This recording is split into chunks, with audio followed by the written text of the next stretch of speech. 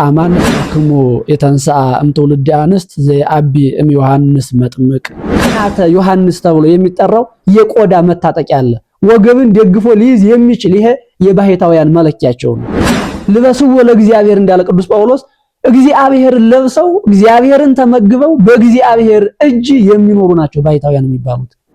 ወደር አልባ መምህር ነው። እውነቱን እውነት ሐሰቱን ሐሰት የሚል ለባዕልኒ እያፍሮ ወለነዳይኒ ይመሮ አልቦ አድሮ ወነሲያ ገጽ ባቢው ይለዋል እግዚአብሔር። ከንጉሥ ፊት ቀርቦ መናገር ቀርቶ ስንገደል እንኳን ተገደልን ብሎ መናገር የሚችል መምህር ጠፍቷል በዘመናችን። ንጉሱ አልቆ የሚበላው የሚቀምሰው አጥቶ ጸበልህ እንኳን ቢያልቅበት ጸበልህን ጠጥተው አተላውን የደፉበትን ድንጋይ መሬት የተሳለመውን የሳመውን የቀመሰውን እሱን አንተ ከገባበት አስገባልሃለሁ ብሎታል።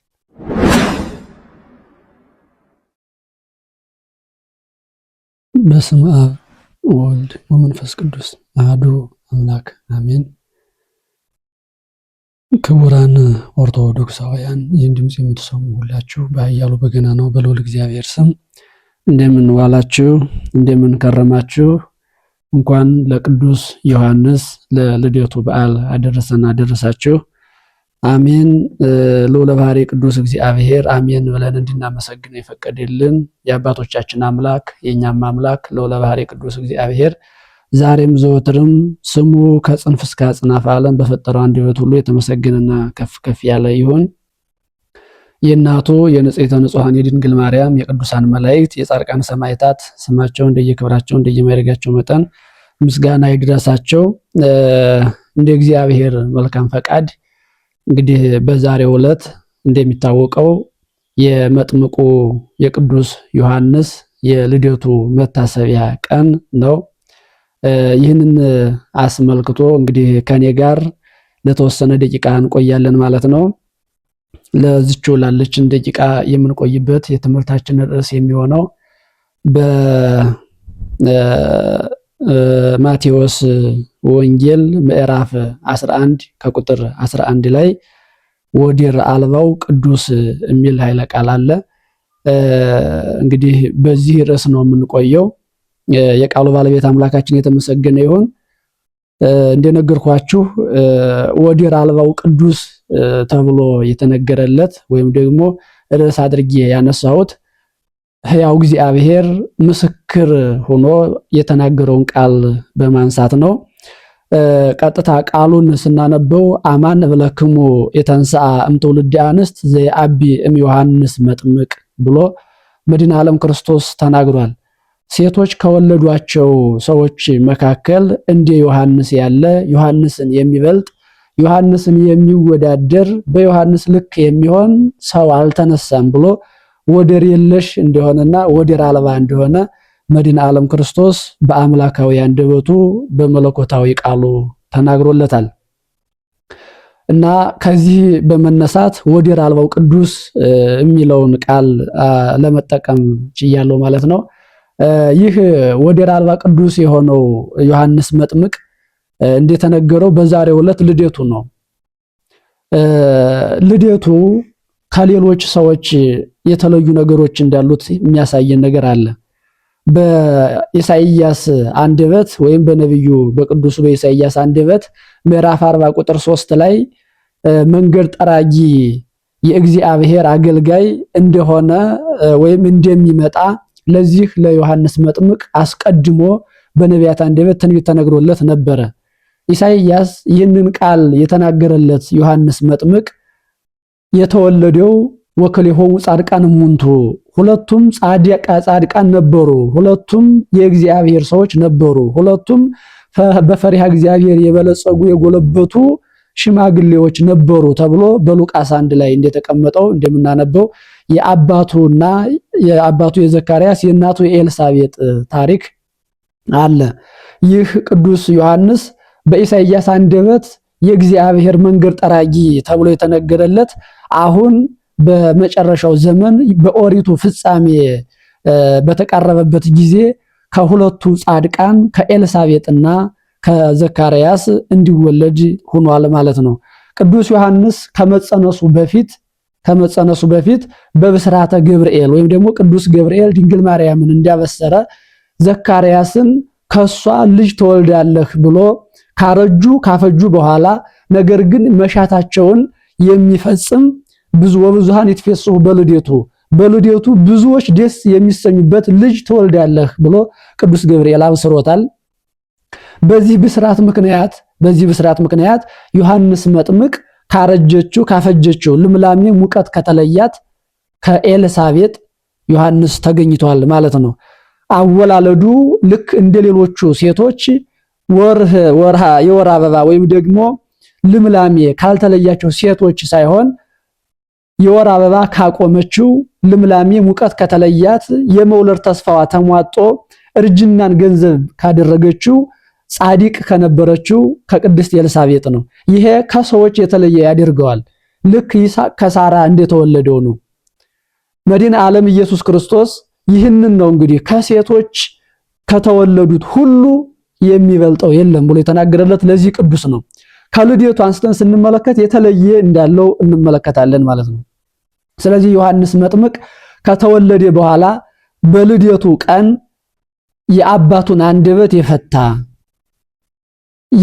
በኤልሳቤጥ መካንነት ምክንያት ያዘኑ ሰዎች ሁሉ የተደሰቱበት ራሱ ዘካርያስ የእግዚአብሔርን ታማኝነት ያረጋገጠበት በእግዚአብሔር ያለውን ተስፋ መጨረሻውን ያየበት የሰማበት በዚያም ለዘላለም ደስተኛ ሆኖ እንዲኖር የሆነበት ቀን ነው የዛሬው ቀን።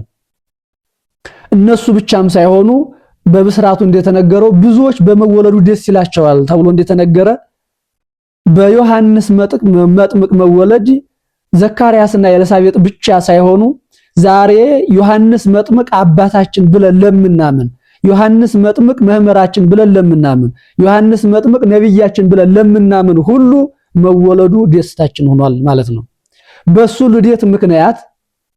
ልደት ምክንያት የኛ የጭንቀት የኃጢአት የድካም መንገድ የሚቋረጥበትን በረከት ጸጋ የምናገኝበት ልደት ሆኖ ስላገኘ ነው። በዮሐንስ ልደት እኛ ራሳችን በመንፈሳዊ ሕይወት እንወለዳለን ማለት ነው። በመንፈሳዊ ጸጋና በረከት ከሱ በሚገኘው ምልጃና ጸሎት ዛሬኛ እንቀደሳለን እንከብራለን ማለት ነው። የዮሐንስ መጥምቅ መወለድ ለብዙዎቻችን የጭንቀት መፍትሄ ሆኖ ስናገኘው ወብዙሃን ይትፌስሑ በልደቱ የተባለው ቃል እንደተፈጸመ እናረጋግጣለን። ታዲያ ይህ ዮሐንስ መጥምቅ ልደቱ እንዲህ ከሆነ 3 ነገሮች አሉት። ዮሐንስ መጥምቅ ከሴቶች ከወለዷቸው የተለየ ነው ወይም ደግሞ የሚበልጠው የለም ያሰኘበት ትልቅ ጉዳዮቹ 3 ነገሮች ናቸው። እነሱን ነው ማየት የምፈልገው። የመጀመሪያው ይህ ዮሐንስ መጥምቅ ባህታዊ ነው። ከተወለደ በኋላ በኢየሱስ ክርስቶስ ልደት ምክንያት ከሄሮድስ ጋር በተጣሉበት ዘመን ወይም ሄሮድስ ሕፃናትን በሚያስገድልበት ጊዜና ወቅት ኤልሳቤጥ ከአባቱ ከዘካርያስ ጋር ተመካክራ ወደ በረሃ ነው ይዘው የሸሸችው። ገድሉ እንደሚያስነብበን እንደሚተርክልን ዘካርያስ ኤልሳቤጥ ወደ በረሃ ይዛው እንድትሸሽ ካመለከታት በኋላ ኤልሳቤጥ መልአኩ እየመራት ወደ ደብረ ሲና ነው ይዛው ሄደችው። ወደ በረሃው ወደ ምድረ በዳው ነው ያወጣችው። በሕፃንነቱ ዘመን ነው ቤቱን የለቀቀው። በሕፃንነቱ ዘመን ነው ከዚህ ዓለም የተለየው። እናቱ ኤልሳቤጥ እንግዲህ መከራውንና ስቃዩን ወይም ደግሞ በምድረ በዳው የሚያገኛትን መከራ ሳትሳቀቅ ዘካርያስን እንኳን ተከተለኝ እንዴት ብቻዬን እሄዳለሁ ሳትል እግዚአብሔርን ተስፋ አድርጋ ጻድቅ እንደተባለላት በመጽሐፍ ቅዱስ እንደተመሰከረላት ሁሉ እውነተኛ ጻድቅ ስለነበረች መከታዋ ጋሻዋ እግዚአብሔርን አድርጋ ማንንም ሰው ሳትሻ የእግዚአብሔርን መልአክ ብቻ ተማምና የእግዚአብሔርን ረዳኢነት አምና ወደ ምድረ በዳው ይዛው ሸሸች። በዚህ በምድረ በዳው ዮሐንስን የሚመገበው ምንም ነገር ስለሌለ ከሷ ጡት ባለፈ ቅጠላ ቅጠልን እንዲመገብ ተረዳው ነበር። እሷም ቅጠላ ቅጠል ትመገብ ነበር። ኤልሳቤጥ ብዙ አልቆየችም። እስከ 5 ዓመት ድረስ አብራው ቆይታለች። ከዚያ በኋላ ዮሐንስ መጥምቅ ቅድስት ኤልሳቤጥ እናቱ በሞት ተለይተዋለች። የ5 ዓመት ሕፃን ሳለ እናቱን አጣ። የሚኖረው በምድረ በዳ ነው። ባህታዊው ዮሐንስ መጥምቅ የሚዘጋ የሚከፈት ቤት አልነበረውም። ገድሉ ምን ይላል? ብዙዎቹን ወጣቶች የሚያታልል የሚያደክም ምቾት ያለው ምንጣፍ አልጋ አልነበረውም ይለዋል ቅዱስ ዮሐንስ መጥምቅን። ለብሕትውና ወደር የለሽ ነው። ለብሕትውና ወደር አልባ ነው ቅዱስ ዮሐንስ መጥምቅ። ገና ከሕፃንነቱ ጀምሮ በወተት በፍትፍት ያደገ ሳይሆን ቅጠል እየበላ ቅጠል እየተመገበ ያደገ የእናቱን ጡት ብቻ ሲመገብ አድጎ ከዚያ በኋላ ግን ወደ እንጀራ ወደ ዳቦ ሳይሆን ቀጥታ ወደ ቅጠል የተሸጋገረ ዓለም ሊያየው የሚጸየፈውን ወደ መብላት የተሸጋገረ ለቁመተ ሥጋ ያክል ብቻ ይመገብ የነበረ ቅዱስ ባህታዊ ነው። ለዛ ነው ወደር አልባ ተብሏል። በዚያ በበረሃው በሚኖርበት ጊዜ 3 ነገሮችን ገንዘብ አድርጓል። 3 ነገሮችን። የመጀመሪያው ንጽህና ነው። ለንጽህናው ወደር አልነበረውም። ይህ ንጽህናው መለኮትን እንዲዳስስና እንዲያጠምቅ አብቅቶታል። ይህ ንጽህናው ዮሐንስ ጻድቅ እንደነበረና በሉቃስ 1 እንደምናነበው የማይጠጣ የሚጠጡ መጠጦችን ወይም ደግሞ አልኮሎችን ጨርሶ የማይጠቀም ዘኢሰቲ ወይነ ወሜሰ ጠጅንም አረቂንም ወይንንም የማይቀምስ አባቶቻችን በትርጓሜያቸው ኢዘ ያሰክር ወኢዘ ኢያሰክር የሚያሰክረውንም የማያሰክረውንም ከውሃ ውጭ የማይቀምስ ባህታዊ እንደነበረ አስቀምጠውልናል። ወደር አልባ ያሰኘው ይህ ነው። ይመገብ የነበረው የገዳም ማር ነበረ። ለዛ ነው ማቴዎስ ወንጌል ምዕራፍ 3 ጀምረን ስንመለከት የምናገኘው ኃይለ ቃል አለ። የዮሐንስን እንዲህ አድርጎ ያስቀምጠዋል። ወልብሱ ለዮሐንስ እምፀጉረ ገመል የሚለብሰው ልብስ ሐር ግምጃ የሌለው ነገር ግን የግመል ጠጉር ታቶ የሚለብስ ነበረ። ብሕትውናው እስከዚህ ድረስ ነው። ከዚያም ይጨምርና ምን ይላል? ወቅናቱ ዘአዲም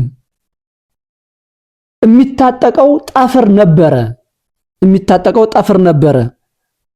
ወሲሳዩ አንበጣ ወማዕረ ገዳም የሚመገበውም የአንበጣ ማር ወይም የዝጋጃ ማር የሆነ ነበረ። የላመ የጣመ ምግብ በአንደበቱ ወይም በአፉ ቀምሶ የማያውቅ ባህታዊ ነው። እነዚህ 3 ነገሮች ትልልቅ ጉዳዮች ስላላቸው ነው። ንጽህናው፣ ቅድስናው ካለባበስ፣ ካመጋገብ፣ ካኗኗር ጀምሮ ገንዘቡ የሆነለት ባህታዊ ነበረ።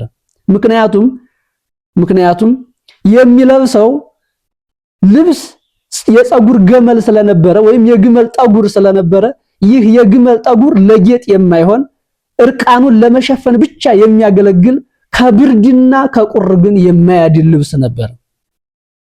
ይህ የብሕትውናው ጥግ ነው። ወገቡን በጠፍር ታጥቆ ይኖር ነበር። ይህ ንጽህናው ቅድስናው ነው። ለስግደት ያመቸው ዘንድ ወገቡ እንዳይዝል ሲቆም እንዳይበረከረክ ወገቡ እንዳይፈራ እንዳይደክም ዛሬም አባቶቻችን ቅናተ ዮሐንስ እያሉ በየገዳማቱ ያሉ አበው የሚጠቀሙትን ይህንን ቅናተ ዮሐንስ ተብሎ የሚጠራው የቆዳ መታጠቂያ አለ። ወገብን ደግፎ ሊይዝ የሚችል ይሄ የባሕታውያን መለኪያቸው ነው። ልክ እናቶቻችን የቀድሞዎቹ ወገባቸው እንዳይዝል እንዳይደክም ያጠብቃቸው ዘንድ መቀነት ይታጠቁ እንደነበረ ባህታዊውም ብዙ ስራ ስላለው ብዙ ድካም ስላለበት ወገቡን የሚደግፍለት ከመቆሙ የተነሳ ከመስገዱ የተነሳ ከመጾሙ የተነሳ ሰውነቱ ስለሚዝል ያንን ያጸናለት ያጠብቅለት ዘንድ ቅናት ይታጠቅ ነበር ዮሐንስ። በዚህ ተጋድሎ ውስጥ የሚበላው ደግሞ የአንበጣ ማር ወይም የዝጋጃ ማር የጋጃ ማር ነበረ። ለቁመተ ሥጋ ያህል ብቻ ይበላ ነበር። በዚህ ንጽህናን ገንዘብ አድርጓል ዮሐንስ የባሕታውያን መለኪያ ነው። ዮሐንስ የባሕታውያን ሕይወት ማያ መነጽራችን ነው። ዮሐንስ የባሕታውያን የብሕትውና አኗኗር ዘይቤ መማሪያችን ነው። ባህታውያንን እንለካ ስንል ባህታውያንን እንመርምራቸው ስንል በዮሐንስ መጥምቅ ወደር አልባ በሆነው በሱ ሕይወት ልክ ነው የምንለካቸው። በዘመናችን ብዙ ባህታውያን ይኖራሉ። የዮሐንስ መጥምቅን ብሕትውና ስናይ በዘመናችን ያለውን ብሕትውና ዝቅ አድርገን እንድናየው ያደርገናል። ምክንያቱም ዮሐንስ መጥምቅ ብሕትውናው ንጽህናን ገንዘብ ያደረገ ነበር። ለአለባበሱ የማይጨነቅ፣ ለአበላሉ የማይጨነቅ፣ ለሚበላው የማይጨነቅ፣ ለአኗኗሩ የማይጨነቅ፣ የሚዘጋ የሚከፈት በር ያለው ቤት የሌለው በፍርኩታ ስር የሚኖር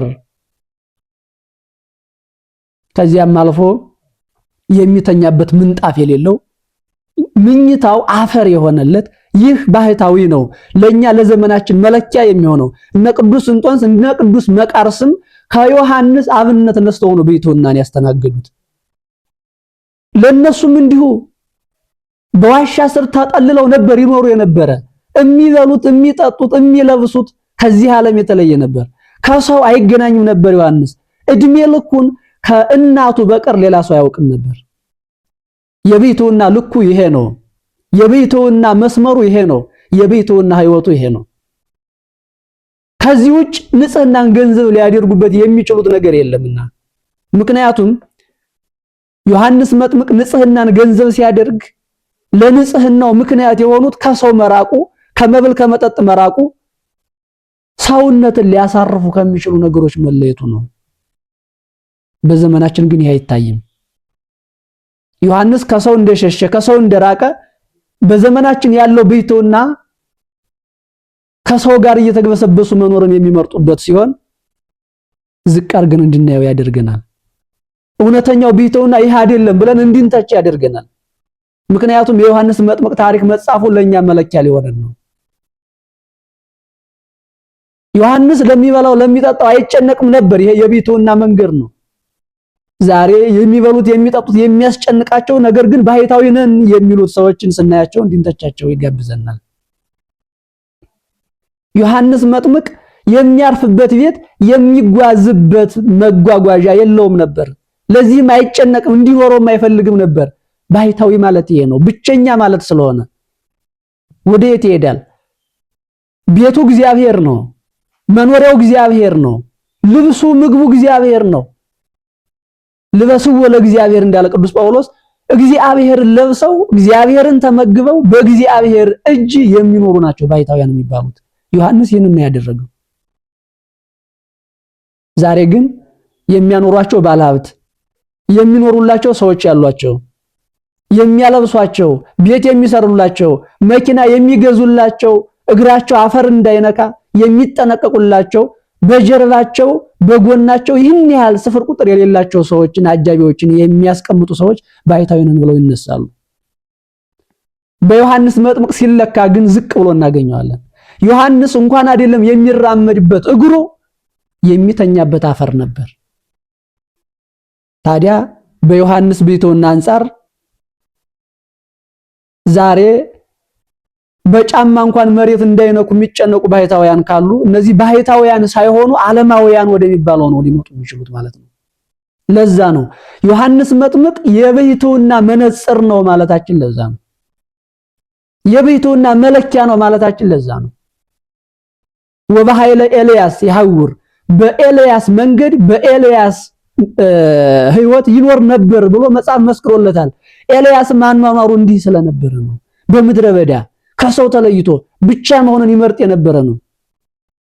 በጎኑ ሰው እንዲንጋጋ አይፈልግም ነበር። ይሄ የብሕትውና መንገድ ነው። ስለዚህ ዮሐንስ በዚህ ብቸኝነቱ በዚህ ብሕትውናው ንጽህናን ገንዘብ አድርጎ እግዚአብሔርን ለማጥመቅ በቃ።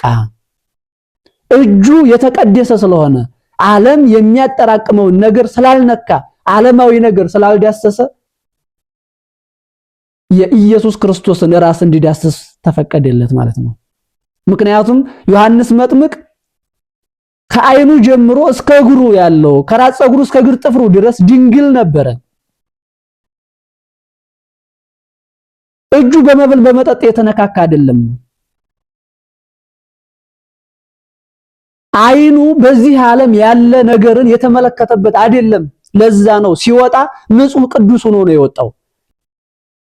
በቅዱስ ዳዊት ይደሰትበት የነበረው እንደ ልቤ ይለው የነበረው የመጨረሻው ትህትናውን ነው። እኔ ትል ነኝ እንጂ ሰው አይደለሁም ብሎ የተናገረውን ዳዊትን እንደ ልቤ እንዳለው ያው እግዚአብሔር ዮሐንስ መጥምቅንም እኔ ትቢያና ትል ስሆን የጫማውን ማዘቢያ መፍታት የማይቻለኝ ደካማና ኃጢአተኛ ነኝ ባለበት ቅጽበት ራሱን እንዲዳሰሰው ፈቅዶለታል። የጫማውን ማዘቢያ አይደለም የጫማውን ማዘቢያ እንደሚፈታ የማይገባው መሆኑን ያመነውን ዮሐንስን ራሱን እንዲይዘውና እንዲያጠምቀው ፈቅዶለታል። ራሱ ባለቤቱ ዝቅ ማለትን ትህትናን ነውና ያሳየን። ያንን ትህትና በዮሐንስ ተገልጦ አይተነዋል። የባይታዊ መለኪያው እሱ ነው። እኔ ኃጢአተኛ ነኝ በእንጂ እኔ ጻድቅ ነኝ አክብሩኝ የሚል አይደለም። ለዛ ነው የትህትናችን መለኪያ የትህትናችን ማያ መነጽራችን የዮሐንስ ሕይወት ነው ማለት ነው። የዮሐንስ ሕይወት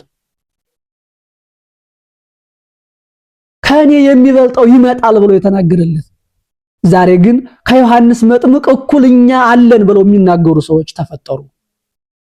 ስማቸው ግን ባህታዊ ይባላል። ይህን ልናወግዘውና ልንተቸው የምንችለው በዮሐንስ መጥምቅ መለኪያ በዮሐንስ መጥምቅ መነጽርነት አይተን ነው። ቤቶናቸውን መዝነ ነው ቀሎ ተገምቶ ነው። ለኛ ብቻም ሳይሆን እግዚአብሔር ያስቀመጠው የቤቶና መስመር ይሄኛው ስለሆነ የዮሐንስ መጥምቅ እንጂ በዘመናችን የምናየው በቪላ ቤት እየኖሩ የሚያስተናግዱት ቤቶና አይደለም።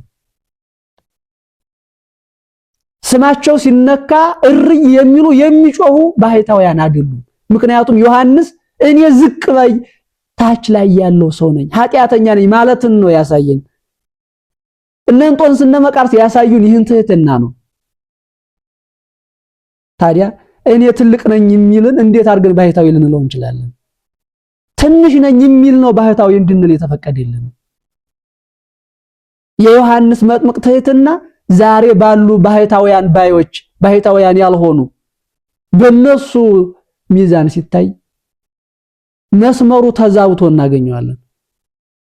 ስለዚህ ዮሐንስ መጥምቅ ግን ትህትናው በዚህ ልክ ነበረ። ሶስተኛው ፈሪሃ እግዚአብሔር ነው። ዮሐንስ መጥምቅ በዚያው በምድረ በዳው በኖረበት ዘመን ትክክለኛው ሕይወቱ በፈሪሃ እግዚአብሔር የታሸ በፈሪሃ እግዚአብሔር የታየ የተገመገመ ሕይወት ይኖር ነበር። ሁል ጊዜ እግዚአብሔር ከፊቱ ነበር። ይረዳው የነበረው እሱ ነው። ያበላው የነበረው እሱ ነው። ያጠጣው የነበረው እሱ ነው።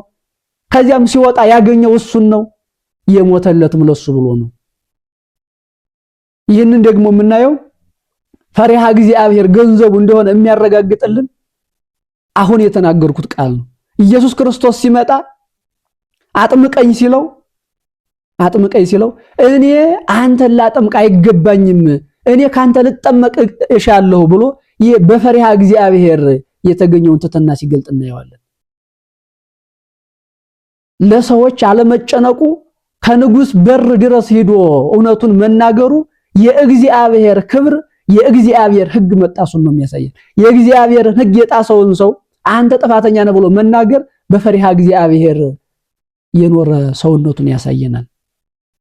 ስለዚህ ዮሐንስ መጥምቅ ወደር የለሽ ያሰኘው በትሕትናው በፈሪሃ እግዚአብሔርነቱ ከዚያም በንጽህናው በቅድስናው ነው። ወደር አልባው ቅዱስ ተብሎለታል። ከሴቶች እንዳንተ የተወለደ የለም ተብሎ የተነገረለት ለዚህ ነው። ሁለተኛው መምህርነት ነው። መምህርነቱ በብዙ መጻሕፍት የተገለጸም ስለሆነ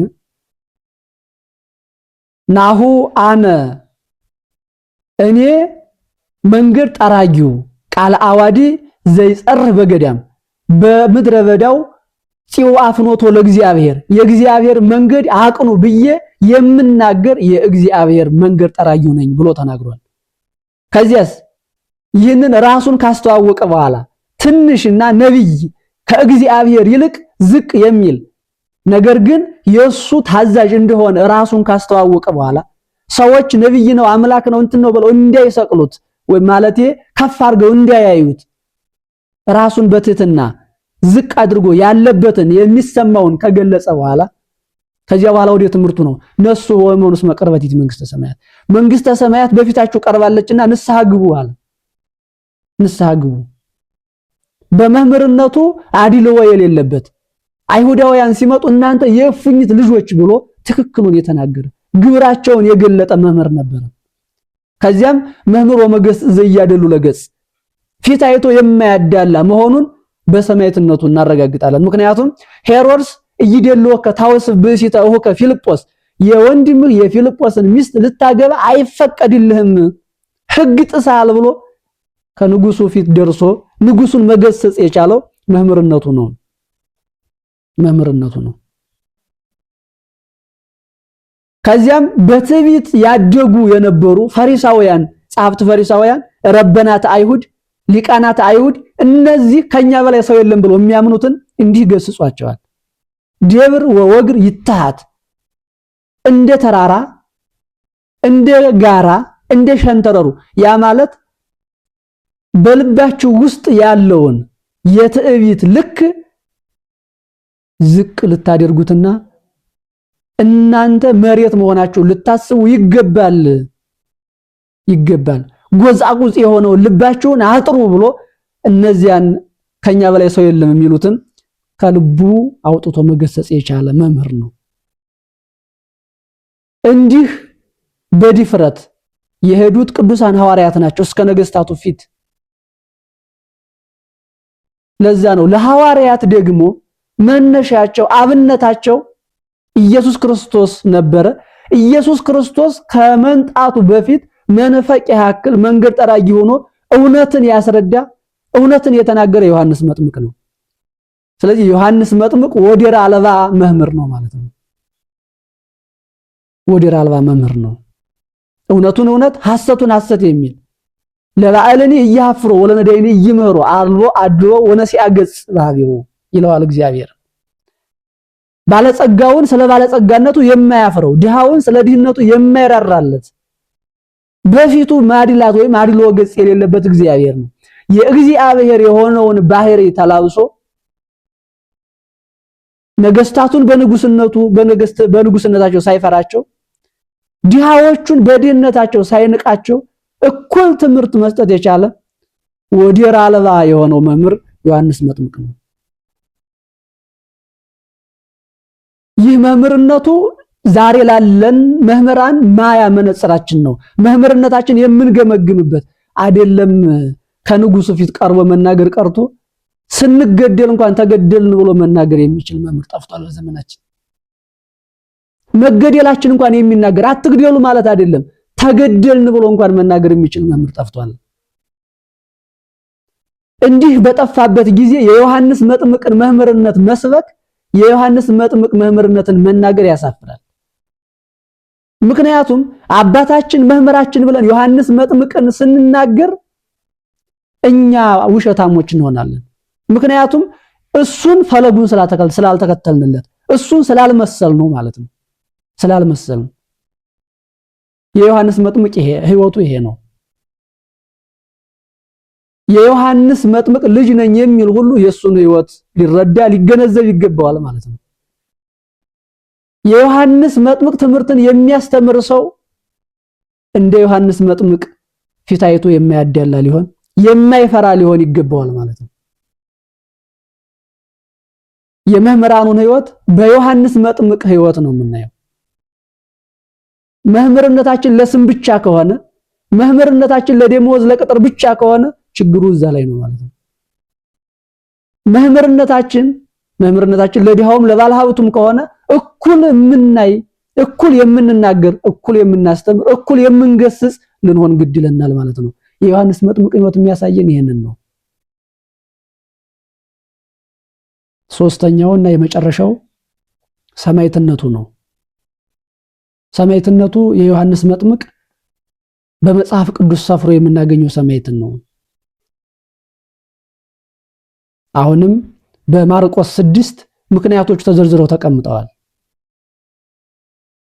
ዮሐንስ መጥምቅ መምህርነቱ እውነት ከመሆኑ የተነሳ ምክንያቱም እውነትን የሚናገር ሰው በዚህ ዓለም እንደሚጠላ እንደሚሳደድ ያው እግዚአብሔር ባለቤቱ ራሱ ተናግሯል። ዓለም ይጠላቸዋል አለ። ነገር ግን ዓለም ቀዲመ ጸሊአ እኔ መጠላትን አስቀድሟል ወይም ደግሞ አስቀድሞ እኔን እንደጠላ እመኑ አስቡ። እኔ ምንም ሳልበድለው ሰቅሎ ገሎኛል። እውነትን በመናገሬ ብቻ፣ እውነት በመያዜ ብቻ፣ እውነት በመሆኔ ብቻ ዓለም ጠላኝ፣ ሰቀለኝ፣ ገደለኝ። ነገር ግን ሞት እንዲል አድርጌ ተነሳው። እናንተንም እውነት እስከተናገራችሁ ድረስ ዓለም ትጠላችኋለች፣ ያሳድዷችኋል፣ መስዋዕት የሚያቀርቡ ያህል የእናንተን መሞት ይፈልጉታል ብሎ ተናግሯል። ከዚህ ውስጥ አንዱ ዮሐንስ መጥምቅ ነው።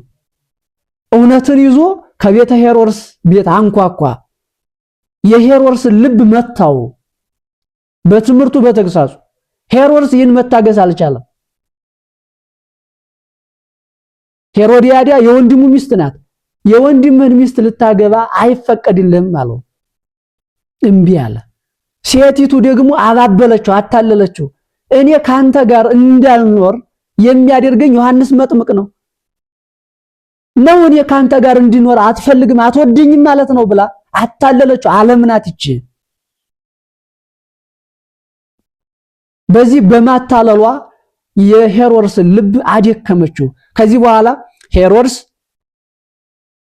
ሌላ ምንም ማባበያ መስጠት ስላልፈለገ በልደቱ ቀን ልጅቱ ዘፈነች።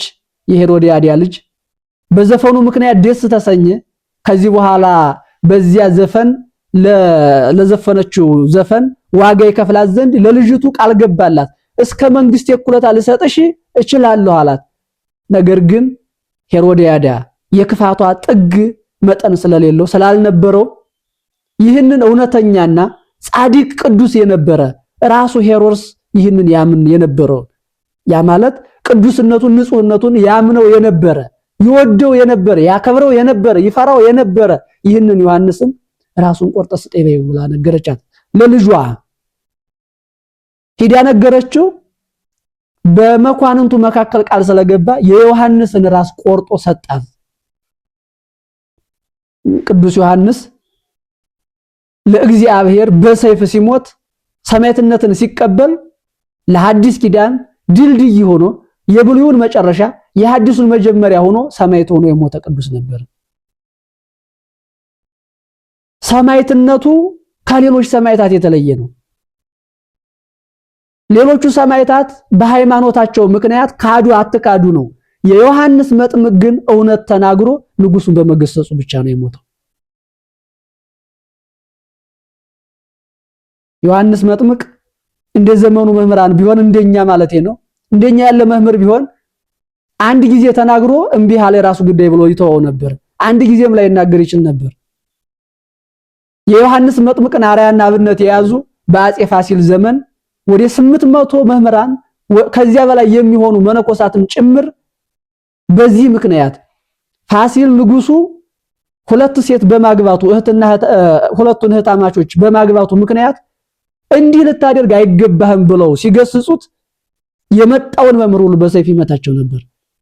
ከዚህ የተነሳ ነው ዛሬ በጎንደር ከተማ ቆባስጥል የሚባል ቦታ ያ ማለት አላስገባቸው ሲሉ ወደ ቤተ መንግስቱ መነኩሴው ከገባ እንዲህ ስለሚናገር እውነቱን ስለሚያወጣ ንጉሱን ስለሚገስጽ አላስገባቸው ብለው በር ይዘጉባቸው ስለነበር ከዚያች ከበሯ ሲደርሱ ቆባቸውን አውልቀው አባቶቻችን ተራሰው መስለው ገብተው እውነቱን ይናገሩ ይገስጹ ነበር።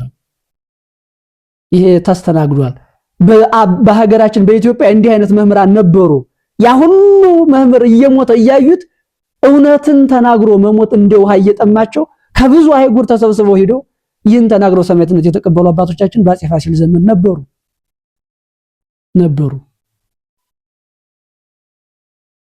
የቅዱስ ዮሐንስ መጥምቅ ሕይወትም እንዲህ ነው። ስለ እውነት ሞተ። ከሞተም በኋላ ራሱ 15 ዓመት ክንፍ አውጥታ እንድታስተምር ያው እግዚአብሔር ፈቅዶለት አስተምሯል። በመጨረሻ ሚያዝያ 15 ቀን ከዚህ ዓለም አርፏል ማለት ነው። ራሱ ከማስተማር አቁማለች። የቅዱስ ዮሐንስ መጥምቅ ሕይወቱ ይህንን ይመስላል። ስለዚህ እኛ በብሕትውናው ባህታውያን፣ በመምህራን መምህራን፣ በመምህርነቱ መምህራን፣ በሰማዕትነቱ ደግሞ ሁሉ ምእመን ሁሉ የዮሐንስ መጥምቅን ሕይወት የዮሐንስ መጥምቅን መስመር መከተል መምሰል ግድለናል ማለት ነው። ለዛ ነው ሴቶች ከወለዱት መካከል እንደ ዮሐንስ የሚሆን የሚተካከል የሚወዳደር የለም ብሎ መድኃኔ ዓለም ክርስቶስ የተናገረለት በብሕትውናው ባሕታዊ ነው፣ በመምህርነቱ መምህር ነው፣ በሰማዕትነቱ ሰማዕት ነው፣ ከዚያስ ካህን ነው፣ ነቢይ ነው። እንደ ዮሐንስ መጥምቅ ሁሉ የተሟላለት የለም። እውነት ነው። ቅዱሳን ጻድቃን አሉ፣ በብሕትውናቸው ጸንተው ያለፉ አባቶቻችን ናቸው። ከዚያም አልፎ እንደና አቡነ ተክለ ሃይማኖት ያሉት ሰማዕትነትን ከብሕትውና ጋር አብሮ የተሰጣቸው አሉ፣ አብረው ያስኬዱ አሉ። ነገር ግን መምህርነትንም ነቢይነትንም ካህንነትንም ብሕትውናንም ሰማዕትነትንም አንድ አድርጎ አስተካክሎ የያዘ እንደ ዮሐንስ መጥምቅ ያለ ማንም የለም። ለዛ ነው ወደር አልባው ቅዱስ ወደር የለሹ ሰማዕት ብለን የምንናገረው ለዚህ ነው። ስለዚህ የዮሐንስ መጥምቅ ልደት ይህንን ነው የሚያሳየን። መወለዱ የመጨረሻ ሕይወቱን ነው የሚገልጽልን። የዮሐንስ መጥምቅ ልደት ብዙዎች ደስ የሚሰኙበት ነው የተባለው ለዚህ ነው። እንኳን ተወለደልን ብለን ዛሬ እኛ የምንመካበት ወደር አልባው ሰማዕታችን ነው፣ ወደር አልባው መምህራችን ነው፣ ወደር አልባው ባሕታዊያችን ነው ማለት ነው። ዛሬ የብሕትውና ጣዕሙ ጠፍቶብን፣ የመምህርነት ጣዕሙ ጠፍቶብን፣ የምእመንነት የእውነተኛነት ጣዕሙ ጠፍቶብን በሐሰት በጨለማ ዓለም ለምንኖር የዮሐንስ መጥምቅ መወለድ ተስፋችን ነው። ምክንያቱም እነሱን አይተን እንጽናናለን፣ እነሱን አይተን እንመካለን።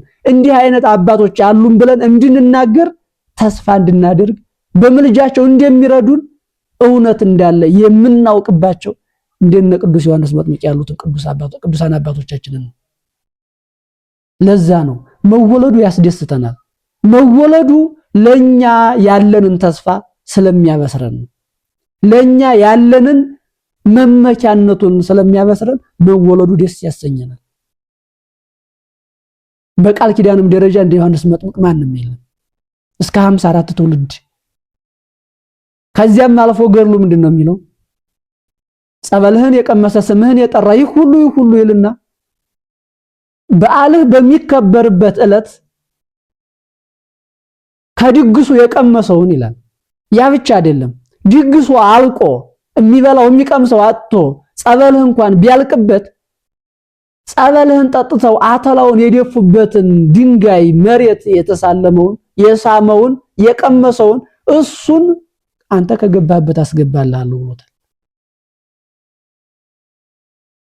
ወደር አልባ ያሰኘው ቃል ኪዳኑ ነው። ዮሐንስ መጥምቅ በዚህ ቃል ኪዳኑ እኛ ከገባንበት አዘቅት እኛ ከገባንበት የኃጢአት ጎዳና እንዲህ በጸሎቱ በምልጃው ሲረዳን ሲያወጣን ይኖራል። መወለዱ ለዚህ ነው የሚያስደስት። ስለዚህ የቅዱስ ዮሐንስ መጥምቅ ልደቱን ስናስብ ተወልዶ የቀረ አይደለም። ብዙዎቻችን ተወልደን ነው የቀረን። በ40 በ80 ቀን ከቤተ ክርስቲያን ተወልደን ከቤተ ክርስቲያን ውጭ ሆነናል። ብዙ ሰው እንደዛ ነው የሆነው። ብዙ ሰው ከስላሴ ከተወለደ በኋላ ልደቱ ከስላሴ የሚያደርስ አልሆነም። ከስላሴ መወለዱ በስላሴ እቅፍ እንዲኖር አላደረገውም። ዮሐንስ መጥምቅ ግን መወለዱ ለመጨረሻው ሰማዕት ሆኖ በእግዚአብሔር እቅፍ ለመኖሩ አብቅቶታል። የዮሐንስ መጥምቅ ልደት የኛ ልደት እንድንገመግም ያደርገናል። መወለዳችን ለምንድን ነው? ዮሐንስ መጥምቅ ተወለደ፣ ለራሱ አልኖረም፣ ለቤተሰቡ አልኖረም። ነገር ግን የኖረው ለእናንተና ለኔ ነው። ብዙዎቻችን ተወልደን ለራሳችን ኑረን ለራሳችን እንሞታለን። ከዮሐንስ መጥምቅ ልደት ግን የምንማረው ለብዙዎች ደስታ የመሆን እድል ነበር የነበረው። ዮሐንስ መጥምቅ ለክርስቲያን ልጆች ሁሉ መከታና አለኝታ የሆነ ቅዱስ ነበረ። እኛ እንደሱ ቅዱስ ሰማዕት ባሕታዊ ነቢይ ካህን መሆን ባንችል እንኳን በምንችለው ግን ለብዙዎች ተስፋ ልንሆን እንችላለን። በሀብታችን፣ በጉልበታችን፣ በእውቀታችን፣ በተለያየ ነገር ዮሐንስ ለብዙዎች መመኪያ የሆነውን ያህል እኛም ለብዙዎች ተስፋ ልንሆናቸው እንችላለን፣ በስጋም በነፍስም። የዮሐንስ ልደት ይህን ያስተምረናል። ስለዚህ በዛሬው ዕለት ቅዱስ ዮሐንስ መጥምቅ ተወልዶ ለኛ የቃል ኪዳን ምንጭ የድህነት መሰረት የሆነን እንድንድን ምክንያት የሚሆንን ዮሐንስ መጥምቅ እስከ ዕለተ ምጽአት ድረስ ይህ ቃል ኪዳኑ ሳይታበል እናንተና እኔን ባከበርነው ልክ ሲያከብረን በወደድነው ልክ ሲወደን እሱን መከተል በምንፈልግበት ልክ የሱን ሕይወት እንድንከተል የሱን ሕይወት እንድንመስል ሲረዳን የሚኖር ወዴር አልባ የሆነ ቅዱስ ሰማዕት መምህር ባህታዊ ነው ማለት ነው። የአባቶቻችን አምላክ እንደነዚህ አይነት ቅዱሳንን የሰጠን ይክበር ይመስገን። በእውነቱ ሕያው እግዚአብሔር ቅዱሳንን ለኛ መስጠቱ እኛ እንድንባቸው ዘንድ ነው። ለኛ መዳን ምክንያት ነው፣ ሌላ አይደለም። ልደቶቻቸውን እንድናከብር፣ ሞታቸውን እንድናከብር፣ ረፍታቸውን ብዙ ነገራቸውን እንድናከብር የፈቀደልን ሕያው እግዚአብሔር በዚህ ምክንያት በረከት እንድናገኝ ነው። ዘወትር ከቤቱ መመላለስ ብቻም ሳይሆን ልደቱ ነውና እንደው ደርሼ ልምጣ ማለትም ሳይሆን የዮሐንስ መጥምቅ ልደት ምን ያዘለ ነው፣ ተወለደ ከዚያስ ምን ሆነ የሚለውን ነገር እያየን እኛ ሕይወታችንን እንድናጎለብት በመንፈሳዊ ሕይወት እንድንበረታ የሚያጽናኑን አባቶቻችን ስለሆኑ ነው። ለሕይወታችን ምስክር ይሆኑናል። እውነቱ እንዳለ እውነት የሚያስገኘውን ዋጋ በእነሱ ነው የምናውቀው። ስለዚህ የአባቶቻችን አምላክ ቅዱስ እግዚአብሔር ከዮሐንስ መጥምቅ ረድኤት በረከት ይክፍለን። ረድኤቱ በረከቱ በተለይም እንደ ሀገራችን እንደ ቤተክርስቲያን ብዙ ጥንቅጥ አለብንና የሱ ረድኤትና በረከትና ምልጃው እንደ ሀገርም እንደ ቤተክርስቲያንም ከገባንበት አዘቅት እንዲያወጣን ቅዱስ ፈቃዱ ይሁንልን። ምልጃውና በረከቱ ከሁላችን ጋር ጸንቶ ይኖር። ስብሐት ለእግዚአብሔር። ይቆየን።